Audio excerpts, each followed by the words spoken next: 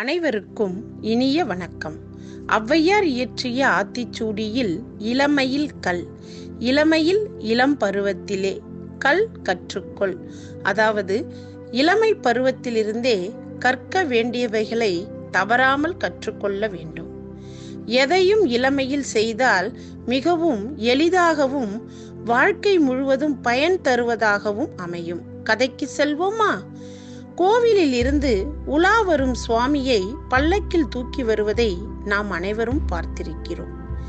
இந்த பல்லக்கை சுமக்க பல்லக்குக்கு தேவைப்படும் மூங்கிலை மூங்கில் வளரும் காலத்திலேயே வளைத்து வளர விடுவார்கள். அம்மூங்கில் முற்றிய பின்னர் அதை பல்லக்கு தூக்க பயன்படுத்துவர். அதை போல வளையாத மூங்கிலோ கழை கூத்தாடிகளின் கையில் அகப்பட்டு ஊர் ஊராக திரியும் என்பர். இளமையில் கஷ்டப்பட்டு கற்பவர்கள் சுவாமியையும் மன்னர்களையும் தூக்க பயன்படும் மூங்கில் பல்லக்குக்கு தண்டாக புகழை பெறுவர். அதுபோல கடினப்பட்டு கல்லாதவர்கள் வளையாத மூங்கிலை போன்றவர்கள். அவர்களின் நிலை பரிதாபமானது, என்றும் தாழ்வான நிலையையே அடைவார்கள். அதை போல ஒரு சர்க்கஸில் 5 அல்லது 6 டன் எடை உடைய ஒரு யானை சுமார் 100 கிலோ எடை உடைய ஒரு மனிதன் மேல் நிற்பதை பார்த்து எல்லோரும் வியந்தார்கள். அவன் படுத்தவுடன் அவன் மீது ஒரு பெரிய பலகையை வைப்பார்கள். அதன் மீது யானை ஏறி நிற்கும். இதை பார்த்த ஒருவர், எப்படி இதை செய்ய முடிகிறது? ஏதேனும் அபூர்வ சக்தி உங்களுக்கு இருக்கிறதா என்று கேட்டார். அதற்கு அந்த இளைஞன், நான் பள்ளிக்கூடம் கூட போனதில்லைங்க.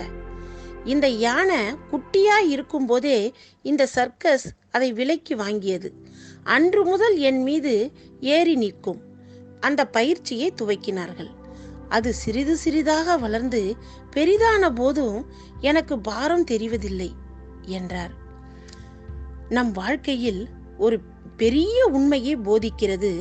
இந்த பல்லக்கு மூங்கில் போல வளையவும் பெரிய பாரத்தை சுமக்கவும் இளமை முதல் பயிற்சி தேவை என்று ஒரு பெரிய உண்மையை நமக்கு தருகிறது.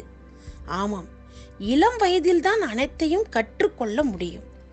இளம் பருவத்தில் பலர் சாதனையாளராக விளங்குவதை நாம் பார்க்கிறோம். காரணம், உடலும் உள்ளமும் விரைந்து செயல்படக்கூடிய பருவம் இளம் பருவம்.